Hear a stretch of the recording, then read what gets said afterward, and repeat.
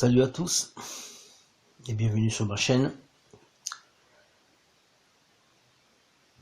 Alors aujourd'hui, ce dont j'avais envie de parler avec vous,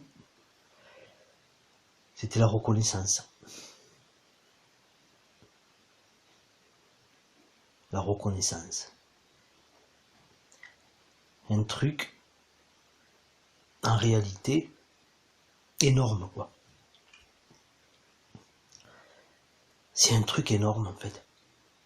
J'y ai beaucoup repensé, parce que tout ça est bien entendu gravé dans ma mémoire. Il n'y a pas une seconde de l'histoire qui m'échappe, si vous voulez. Je me souviens de tout, exactement de tout.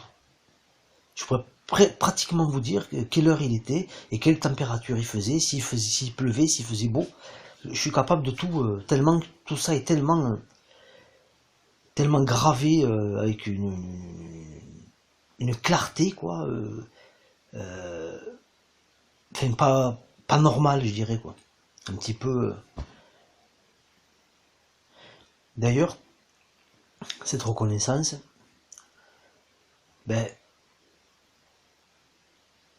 au début, je pense qu'elle était des deux côtés. C'est ce que je pense, je peux me tromper. Parce que tout ce que je vous dis, il y a un film qui se déroule devant mes yeux, si vous voulez.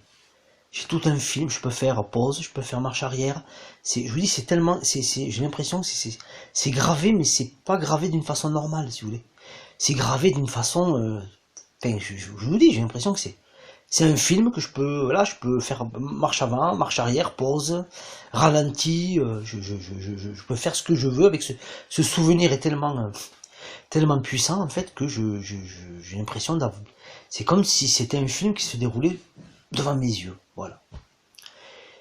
Donc, je dirais qu'au départ,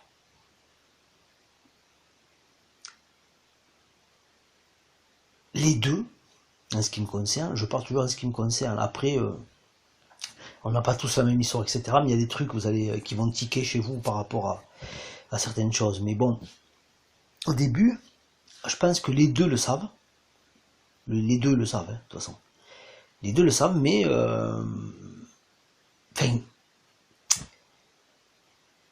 chacun est dans sa vie, quoi. Chacun est dans sa vie et n'a pas spécialement envie d'en changer, quoi. Voilà. C'est un truc qui était complètement imprévu, vous comprenez? C'est pas quelque chose qui était. En plus, c'est pas un coup de foudre. Si au moins ça avait été un coup de foudre, bon, les choses auraient été archi claires. Il y a coup de foudre, il y a reconnaissance d'une certaine façon. Mais là, il n'y a pas coup de foudre. Si vous voulez, c'est tellement pas au niveau du mental que ça se passe, que même, je crois, même le mental, en fait,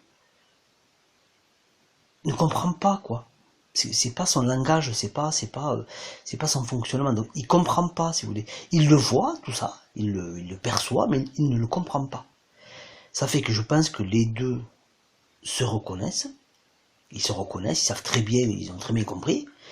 Mais ils savent pas quoi en faire, en fait. Ils savent pas, en fait. Donc, ils savent pas quoi en faire. C'est ça le problème. Et à un moment donné, après ça prend plus ou moins de temps, ça peut prendre. Honnêtement, cette phase de reconnaissance peut prendre, en ce qui me concerne, elle a pris plusieurs années. C'est-à-dire que imaginez-vous le déni. Pendant plusieurs années, je le savais, parce que intérieurement je le savais. Je savais pas que j'étais sur un parcours de flammes jumelles. Je savais pas, je me doutais même pas de ce que ça voulait dire tout ça. Hein. Mais je savais qu'il y avait un truc. Comprenez? Je savais qu'il y avait quelque chose. Voilà. Je savais qu'il allait se passer quelque chose avec cette personne. Je savais pas quoi, je savais pas comment, mais je savais qu'il allait se passer un truc. Cette personne avait une certaine importance, quoi. Comprenez? Même si je voulais pas le voir. Voilà. Mais je pensais pas à relation, je pensais pas à amour, je pensais pas à tout ça. Je pensais juste que cette personne, elle est Elle a une importance pour moi, quoi. C'est pas n'importe qui, quoi. Voilà. Mais je voulais pas le voir, parce qu'à ce moment-là, moi, je voulais pas le voir. Donc, je pense que l'autre aussi voulait pas le voir aussi. Je pense que les deux sont dans une forme de déni. Là c'est plus, c'est pas de l'inconscient. Enfin, il y avait une part d'inconscience un peu au début, mais après, l'inconscience a sauté, et là, on est rentré dans une forme de déni. C'est-à-dire qu'à un moment donné, j'étais plus ou moins conscient, mais à un moment donné, c'était clair, quoi. J'étais conscient. Mais là, je suis rentré dans une phase de déni. Bon, ben, je pensais à autre chose, hein, voilà. Et, euh, et à un moment donné, en fait, je pense que c'est le yin, pardon, je sais pas pourquoi je dis yin tout le temps, le yin qui, ben, je veux dire, quand le chaser ou le yang fait de la résistance, c'est-à-dire qu'il persiste dans son déni, il veut pas, quoi, en fait. Il veut pas, enfin, moi je voulais pas, je peux le dire tout de suite, je voulais pas, voilà. Quand le yang ne veut pas, à un moment donné, il se passe quoi? Ben, il se passe que, je veux dire, on va envoyer une petite charge énergétique au yin, il va se prendre un coup de pied aux fesses, et lui, c'est lui qui va initier le yang. Normalement, le yin n'a pas besoin de faire ça. C'est pour ça que parfois, enfin, c'est pour ça que je pense qu'en règle générale, enfin en règle générale, je sais pas, mais c'est pour ça qu'il peut arriver que le yin, c'est lui qui fasse le premier pas, parce que ça, à mon avis, ça arrive quand le yang résiste, en fait. Parce que si le yang ne résistait pas, ça serait directement le yang qui jouerait son rôle de chaser, quoi. Voilà, c'est tout. Et le yin, bon, aurait une certaine ouverture, parce qu'il doit l'avoir au début, pour qu'il se passe quelque chose, quand même. Il y en a qui ont besoin d'une relation, il y en a qui n'ont pas besoin, je le dis. Moi, j'avais pas besoin de relation. J'avais pas besoin d'arriver à ce niveau-là pour comprendre que c'était pas normal, quoi. Voilà. Moi, l'état dans lequel j'étais, pour rien du tout, en fait, je veux dire, pour rien du tout, je me suis retrouvé dans un état comme si je m'étais fait larguer d'une histoire d'amour de 10 ans, quoi. Vous comprenez? Ça, c'est pas normal. C'est ce qui m'a fait me questionner. Je dis, est-ce que soit je suis en train de tourner du carton, comme on dit, soit, enfin, il y a un truc qui est pas normal, quoi. C'est ça qui m'a. Si ça s'était pas passé comme ça s'était passé, j'aurais pas tiqué. Peut-être que s'il y avait eu relation, j'aurais pu croire, bon, je me suis fait larguer, c'est normal que je souffre, oui. Mais non, non. Il n'y avait absolument aucune raison rationnelle que je me retrouve dans cet état de souffrance, en fait. C'était pas normal. Mais là, bon, là, c'était la nuit noire de l'âme, donc c'était pas normal, quoi. Donc, c'est ce qui m'a fait, en fait, conscientiser déjà qu'il y avait quelque chose qui était pas habituel, parce que bon, je suis pas tombé de la dernière pluie, comme on dit, hein, j'ai une certaine expérience, j'ai quand même vécu. J'ai vécu pas mal de choses, comment je pourrais dire ça, étonnantes, surprenantes. Ben, je peux trouver d'autres qualificatifs, mais j'ai vécu quand même des choses, j'en ai vu, quoi. J'en ai vu de pas mal de couleurs, vous voyez. Et j'avoue que là, par contre, je savais pas par quel bout prendre ce truc, quoi. Pour moi, c'était enfin, c'était de la nouveauté, quoi. J'avais aucun outil, si vous voulez, pour gérer un truc pareil, si vous voulez. Aucun outil. Et à un moment donné, même, j'ai eu plus d'outils du tout. C'est-à-dire que j'ai compris en réalité enfin, que j'ai compris. Quand le mental, à un moment donné, est, bon, il n'est pas détruit, hein, forcément. L'ego n'est pas détruit, mais il est, enfin, toute sa structure, on va dire, toute sa structure, tout, toute sa structure, euh, comment je pourrais dire ça, tout, tout le bric-à-brac structurel de croyances, de pensées, de qu'on appelle ça, de, de volonté, de tout ce que vous voulez, basé sur en fait que dalle, rien du tout, un château de cartes en fait. Quand tout ça s'effondre, c'est un peu ça, vous voyez, c'est une sorte de mort, quoi. Parce que je vous garantis que il y avait beaucoup, hein. Parce que je peux vous assurer que c'est le bordel, c'était le bordel, quoi. C'était vraiment le bordel. C'était une usine à gaz, quoi. C'était un truc, mais qui ressemblait à rien, quoi. C'était un micmac de trucs complètement débiles, en fait, qui tenait sur rien, quoi, qui était basé sur rien, qui était juste, voilà, je vais croire ça parce que ça m'arrange.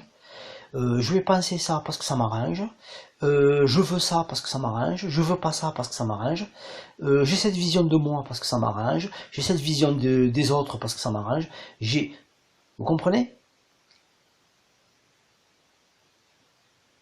Alors, quand tout ça s'effondre, ben, je peux vous dire que ça fait mal, ça fait très très mal. Et là, au milieu des décombres, au milieu des ruines, il reste un petit enfant, quoi. Il reste un petit enfant.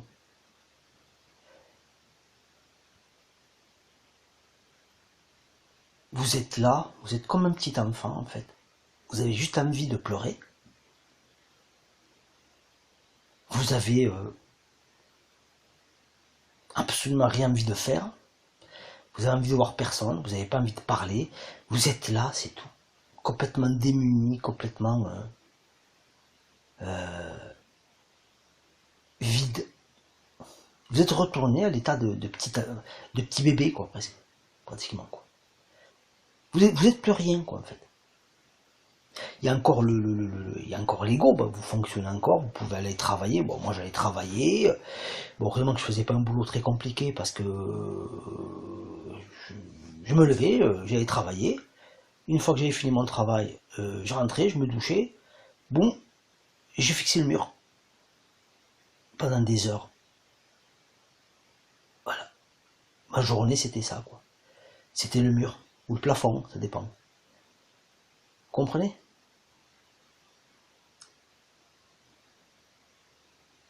C'est ça, en fait, la reconnaissance pour moi.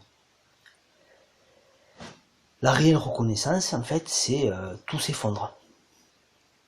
Tout s'effondre. Tout s'effondre. Parce que quand il y a reconnaissance, la source coupe, on sait de quel côté, et met l'accélérateur à donf, on sait de quel côté aussi. C'est pour ça que ça a l'air un petit peu n'importe quoi. Si vous voulez, c'est pour ça que ça n'a ni queue ni tête. Hein. C'est parce que c'est voilà quoi. Il va falloir nettoyer. Et on nettoie forcément. On nettoie une fois qu'on a bien nettoyé, une fois que le nettoyage a été bien fait. Direction la source, d'accord, éveil spirituel. Une fois l'éveil spirituel arrivé, fait, là on se met en mode rééquilibrage. Rééquilibrage, voilà.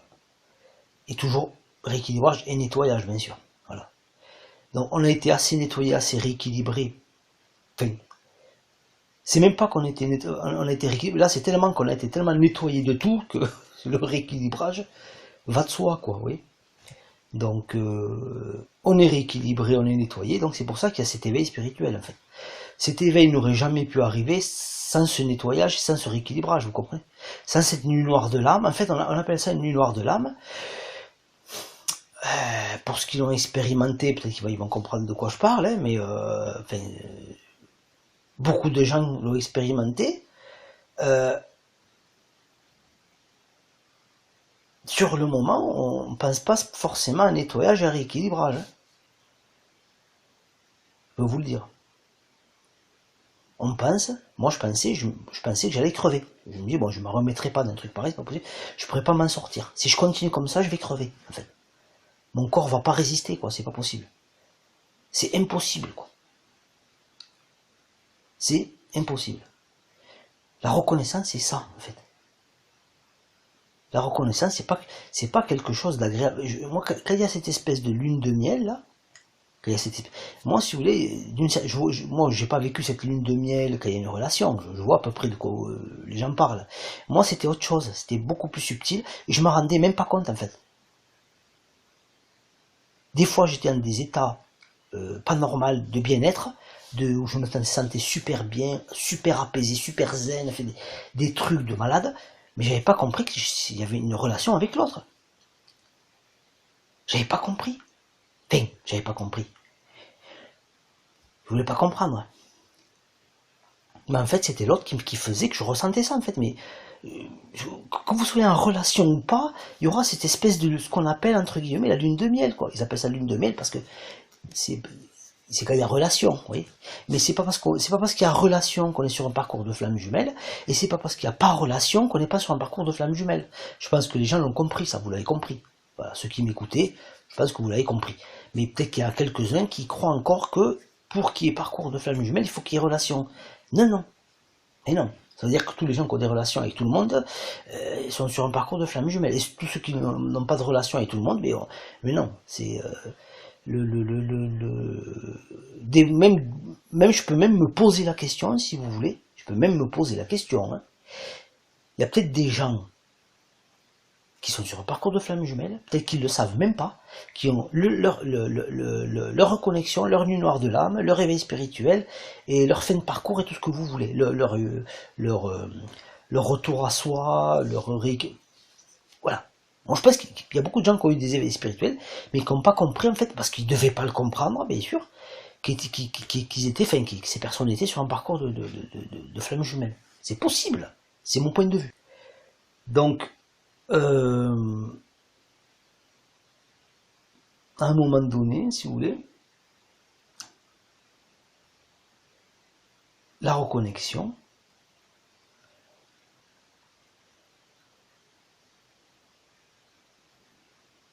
avant d'être la reconnexion à sa flamme jumelle, avant, c'est déjà la reconnexion à soi. Ensuite, la reconnexion à la source. Comprenez? Et de fait, bien sûr, c'est la reconnexion à votre flamme jumelle, parce que je pense que beaucoup ont compris qu'il n'y avait pas de différence entre vous et votre flamme jumelle, quoi. Il n'y a pas de différence, voilà. Quand vous vous reconnectez à vous, forcément, il y a des connexions avec l'autre, parce que bon, c'est les vases communicants, quoi, le miroir inversé, tout ça, polarisation, etc. Phénomène tout à fait normal et naturel. Ça va être très très souffrant, quoi. Ça va être, et après, plus on résiste, et plus ça sera souffrant aussi. Hein. Parce que je vois des gens dans les commentaires, je vois des gens vraiment en grande souffrance. Hein. Ça me touche, hein, mais j'essaie de leur expliquer, j'essaie de leur dire, mais on dirait qu'ils veulent pas, mais c'est normal, hein, ils sont dans leur truc, je peux le comprendre. Hein. Ils veulent pas comprendre en fait que c'est eux qui parce qu'ils veulent pas lâcher en fait, qui rallongent leur souffrance en fait. Ils sont en train de rallonger leur souffrance parce qu'ils veulent pas lâcher. Il faut lâcher. Il faut lâcher. Il faut lâcher en fait. Abrégez vos souffrances. Lâchez. Il faut lâcher parce que là vous êtes plus vous devez plus être en nettoyage, vous devez être en rééquilibrage. Rééquilibrez-vous. Faites en sorte que le nettoyage s'arrête. Parce que c'est là où on souffre, en fait, c'est pas dans la phase de nettoyage. Et là où ça va mieux, c'est pas dans la phase de rééquilibrage. Donc, abrégez vos souffrances et lâchez. De toute façon, ça se passera pas comme vous voulez. Ça se passe pas comme on veut. Hein. Voilà. Ça se passera comme la source l'a décidé. Vous comprenez? En lien avec l'âme. Mais l'ego, il faut qu'il lâche. Il faut que l'ego lâche, en fait. C'est ce qu'il faut qu'ils comprennent, parce que tant que l'ego ne lâche pas, vous n'êtes pas sur votre chemin, vous comprenez? Vous n'êtes pas dans votre guidance. tant que l'ego ne lâche pas, parce que c'est l'ego qui vous fait sortir de votre guidance, c'est l'ego qui vous fait sortir de votre véritable vie, c'est l'ego qui vous empêche de vous réunir avec votre flamme jumelle. C'est ce qu'il faut comprendre. Il faut avoir confiance à la source, dire, bon, ok, même si je pars sur une autre planète, rien ne m'empêchera de me réunir avec l'autre. Si je dois me réunir, bien sûr. Voilà. Bon, moi j'ai dépassé tout ça il y a longtemps, mais pour ceux qui encore qui le souhaitent, qui ont ce désir, etc., je veux dire, vous pouvez même partir sur une autre planète. Hein. Si c'est le moment de vous réunir, quand ça sera le moment que vous vous réunissiez, vous vous réunirez. Hein. Vous pouvez lâcher. Lâchez tout. Lâchez cette histoire, lâchez cette personne, lâchez tout. Occupez-vous de vous, rééquilibrez-vous, donnez-vous de l'amour, etc. Reprenez une véritable... comment je pourrais dire ça? Enfin, voyez-vous... Je sais pas, j'essaie de le tourner, mais c'est pas français ce que je veux dire. Donc, enfin, revenez à vous, si vous voulez. Essayez d'avoir la réelle opinion de vous-même, de ce que vous êtes, de qui vous êtes, etc. Et voilà. Et les choses vont se faire toutes seules. En fait, l'ego croit qu'il faut faire. En fait, il faut rien faire. Hein, il n'y a rien à faire. L'ego doit juste faire son boulot, c'est-à-dire nous protéger des dangers, nous faire prendre soin de notre personne, de notre corps, etc., de notre santé, etc. Au niveau du travail, bon, il nous aide à réfléchir, à faire ce qu'on doit faire dans notre activité professionnelle, etc. Mais ça s'arrête là. Il a pas plus de marge de manœuvre que ça. Hein. Tout le reste, ça se fait au niveau de l'âme, hein, du cœur, des aspirations. Hein, le cœur a ses raisons que la raison ignore. C'est ça, là. C'est ça qui dirige votre vie, en fait, c'est le cœur. On dit, il faut suivre son cœur. C'est pas une phrase comme ça, dénuée de sens. Bien sûr qu'il faut suivre son cœur. Bien sûr. On dit que le cœur est le siège de l'âme, donc bien sûr qu'il faut suivre son cœur. Donc cette reconnexion justement, et on va dire, est d'abord une reconnexion avec soi. C'est d'abord la reconnexion avec soi. Parce que l'ego, si vous voulez, agit... on va dire, agit comme un filtre, agit comme un voile qui, comment je pourrais dire ça, qui agit un peu comme un, comment on appelle ça déjà, je n'ai plus le nom, quelque chose qui bride non pas qui bride, qui, comment on appelle ça déjà?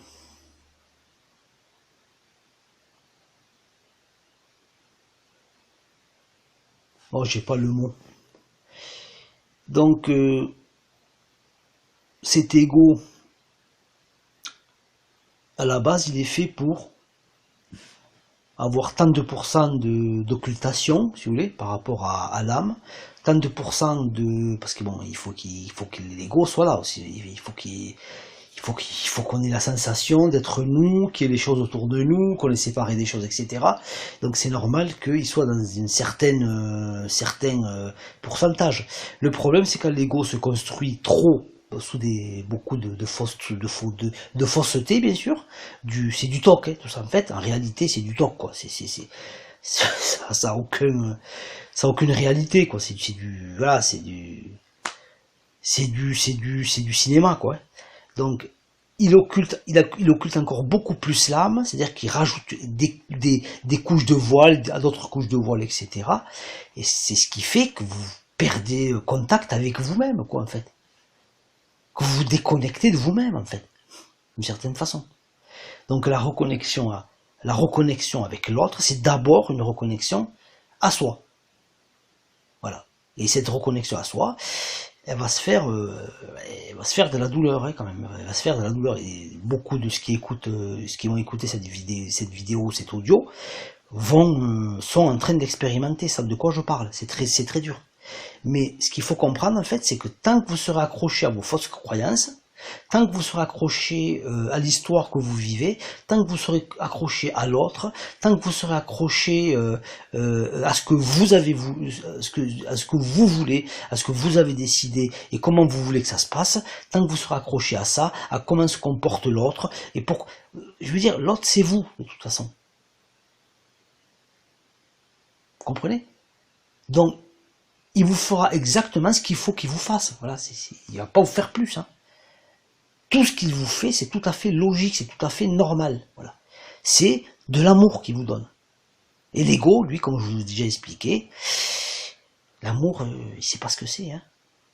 Il croit savoir, mais en fait, il ne sait pas ce que c'est, l'amour. Lui, l'amour, il croit que c'est des sentiments, c'est « oh, je suis amoureux, je tremble, j'ai les yeux qui pétillent ». C'est pas ça, l'amour. L'amour, c'est ce qui fait croître, c'est ce qui fait grandir, c'est ce qui développe. Vous comprenez? C'est ça l'amour. Donc là, vous êtes en train de grandir. Vous êtes en train de grandir. Il y a des gens qui vont pas le supporter. Il y a des gens qui vont pas le supporter, quoi. Il y a des gens qui ne le supporteront pas. Mais normalement, ce que votre autre vous fait vivre, vous êtes en capacité de le supporter.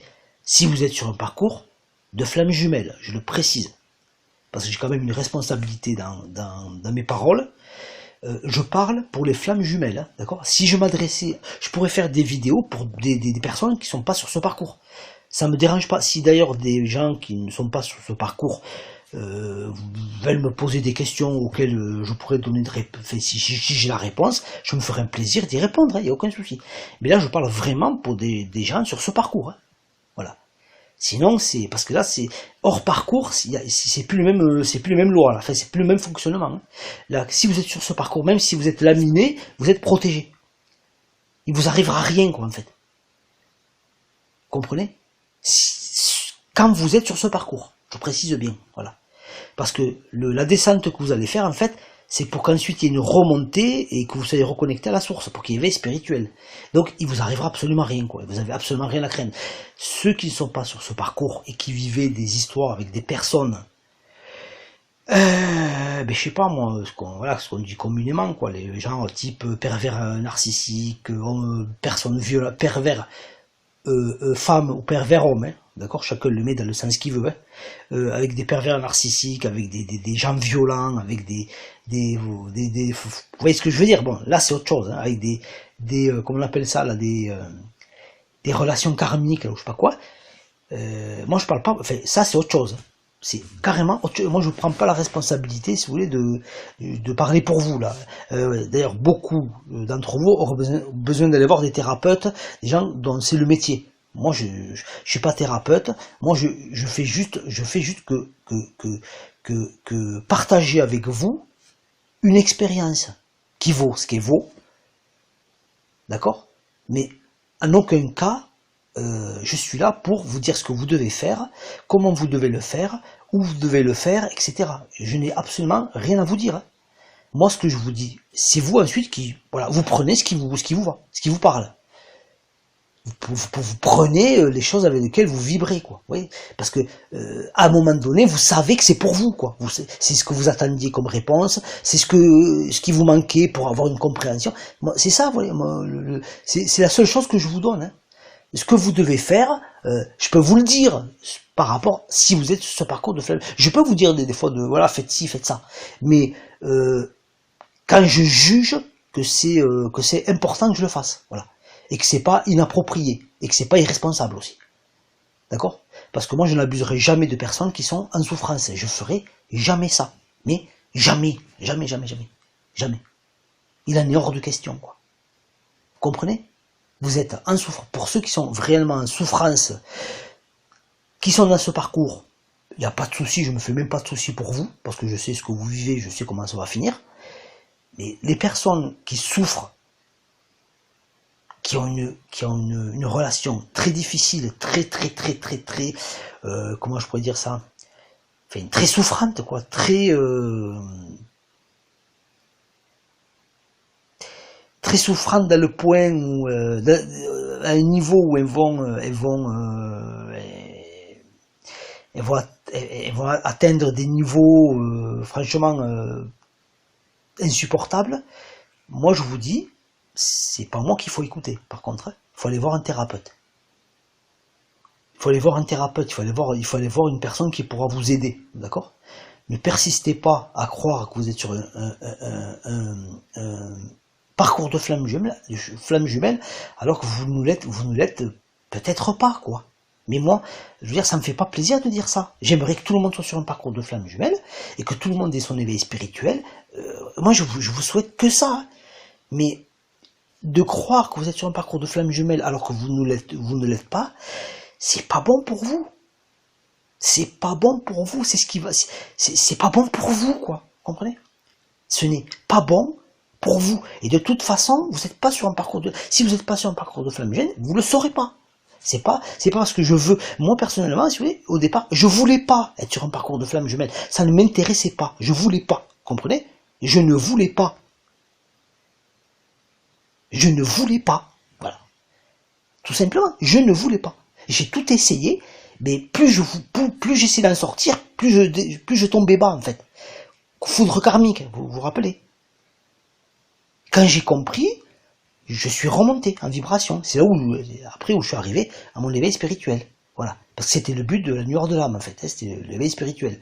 Et c'était le but de la reconnexion avec l'autre. C'était le seul but, c'est l'éveil spirituel. Voilà. Après, je vous dis pas qu'il y aura pas relation. Hein. Je vous dis, pour ceux qui veulent avoir une relation, il y aura relation. Il n'y a pas de problème. Ceux qui sont sur ce parcours, bien sûr.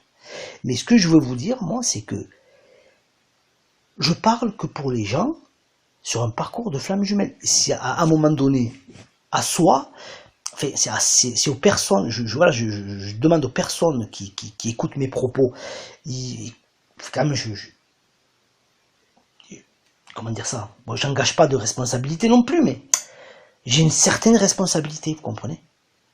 J'ai une certaine, entre guillemets, éthique à avoir.